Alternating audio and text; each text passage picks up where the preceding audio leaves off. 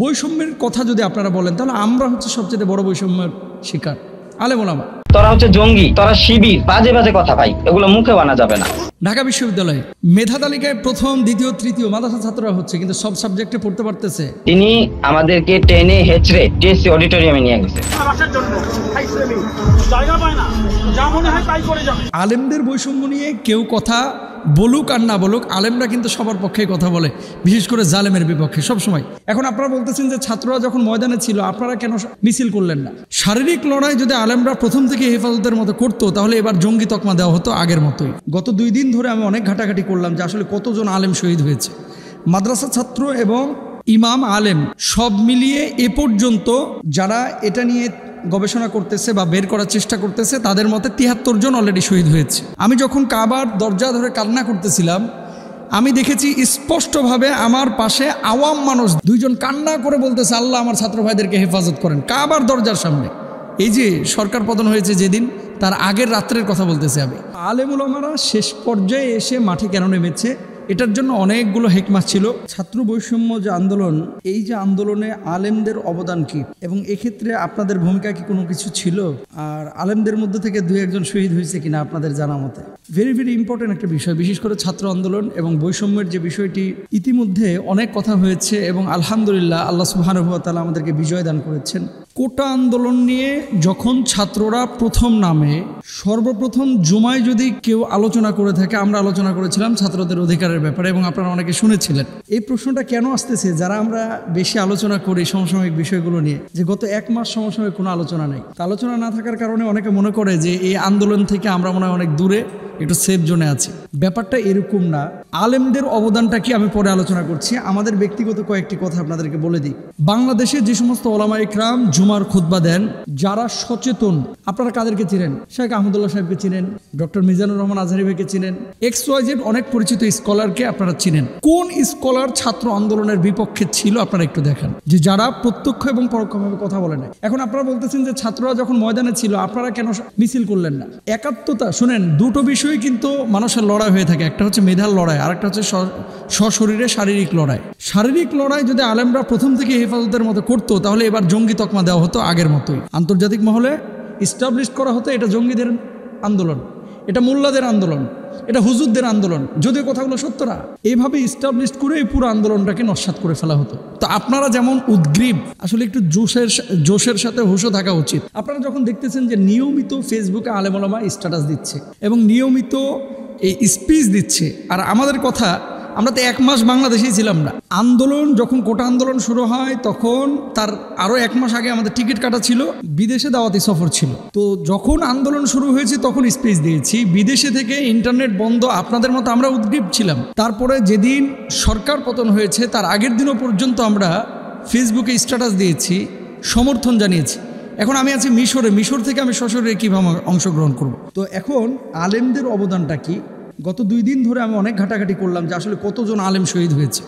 মাদ্রাসা ছাত্র এবং ইমাম আলেম সব মিলিয়ে এ পর্যন্ত যারা এটা নিয়ে গবেষণা করতেছে বা বের করার চেষ্টা করতেছে তাদের মতে 73 জন অলরেডি শহীদ হয়েছে। আড়ালে আরও অনেক থাকতে পারে, কিন্তু আলেম ওলামারা শেষ পর্যায়ে এসে মাঠে কেন নেমেছে, এটার জন্য অনেকগুলো হিকমত ছিল। এর মধ্যে একটি গুরুত্বপূর্ণ বিষয়, আন্তর্জাতিক মহলে যাতে করে ওই হেফাজতের আন্দোলনের মতো এটাকে ব্যবহার করতে না পারে। 2 নম্বর একটি বিষয়, বৈষম্যের কথা যদি আপনারা বলেন তাহলে আমরা হচ্ছে সবচেয়ে বড় বৈষম্যের শিকার আলেম ওলামা। আপনি দেখেছেন যে বড় বড় অনেক স্কলাররা আছে যারা সামাজিক কাজে জড়িত। কখনো দেখেছেন যে এদেরকে কোনো আন্তর্জাতিক পুরস্কার দেওয়া হয়? যদিও আলেম ওলামা এটার অপেক্ষা করে না। কখনো দেখেছেন এদেরকে সামাজিক কোনো স্বীকৃতি দেওয়া হয়? ইমাম সাহেবরা এলাকার মধ্যে অনেক জনকল্যাণকর কাজ করেন, কিন্তু সেটার স্বীকৃতি আছে? তারপরে দেখেন ঢাকা বিশ্ববিদ্যালয়ে মেধা তালিকায় প্রথম, দ্বিতীয়, তৃতীয় মাদ্রাসা ছাত্ররা হচ্ছে, কিন্তু সব সাবজেক্টে পড়তে পারতেছে না।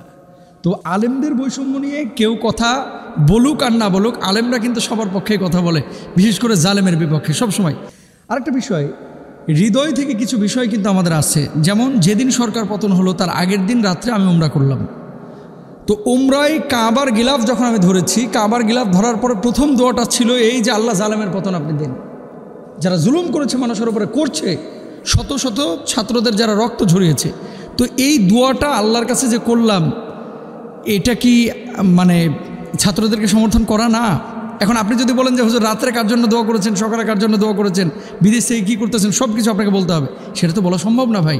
আমি যখন কাবার দরজা ধরে কান্না করতেছিলাম, আমি দেখেছি স্পষ্টভাবে আমার পাশে আওয়াম মানুষ দাড়ি কাটা দুইজন কান্না করে বলতেছে, আল্লাহ আমার ছাত্র ভাইদেরকে হেফাজত করেন, কাবার দরজার সামনে।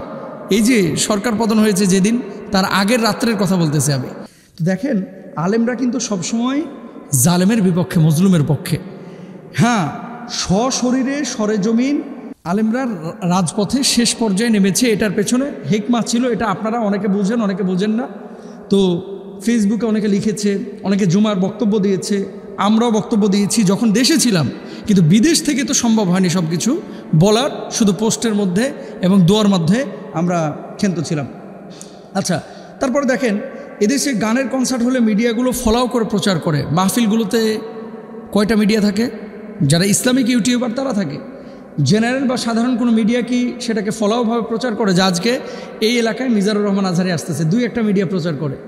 কিন্তু এখানে যদি একটা গানের অনুষ্ঠান হয়, কনসার্ট হয়, তারপরে দেখেন বাজেটের সময় সব শ্রেণী পেশার মানুষ নিয়ে কথা ওঠে, রিক্সাওয়ালা, ভ্যানওয়ালা, বাস ড্রাইভার, হ্যাঁ, অন্যান্য পেশাজীবী মানুষ। কিন্তু ইমামদের নিয়ে কোনো কথা ওঠে? সাধারণত ওঠে না। এরপর আসেন রাষ্ট্রের যে গুরুত্বপূর্ণ যেই ব্যক্তিবর্গ যারা বিভিন্ন অংশে কাজ করছেন, যারা এই দেশের 1% মানুষেরও হয়তো প্রতিনিধিত্ব করে না, অথচ সেসব বিষয়ে প্রচুর জনসম্পৃক্ততা দেখা যায়।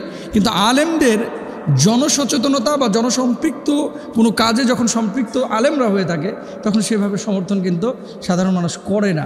এটা আল্লাহর কাছ থেকে আলেমরা আশা করে। দাড়ি, টুপি, পাঞ্জাবি এগুলো থাকলেও অনেক সময় বৈষম্যের শিকার হতে হয়। কিছু কিছু জায়গায়, কিছু কিছু পরিবেশে এগুলো বেমানান, এরকম অনেক মানসিকতাও অনেক মানুষের মধ্যে আছে। তো সবসময় আলেমরা জালেমের বিপক্ষে এবং মাজলুমের পক্ষে ছিল, আছে, সামনেও থাকবে ইনশাআল্লাহ তাআলা। আপনারা যারা আমাদেরকে এতদিন ধরে বারবার খোঁজাখুঁজি করতেছেন, আমি মনে করেছি যে বিদেশ থেকে দেশে আসার পরে প্রথম কথাগুলো বলা উচিত যে আসলে আলেমরা শুরুতে কেন রাজপথে ছিল না, এবং এটা নিয়ে আমাদেরও আলোচনা পর্যালোচনা হয়েছে। আলেমরা শুরু থেকেই ছিল, সশরীরে শেষে এসে সম্পৃক্ত হয়েছে। আল্লাহ আমাদের বোঝার তৌফিক দান করুন।